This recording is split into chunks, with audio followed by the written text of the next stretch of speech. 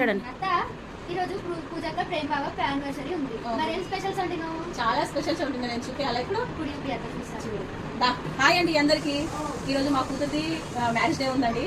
నేను ఆమె అన్ని స్పెషల్స్ చేసినాను. ఒకసారి మీరు కూడా చూడండి నేను ఏమేమి చేసినాను.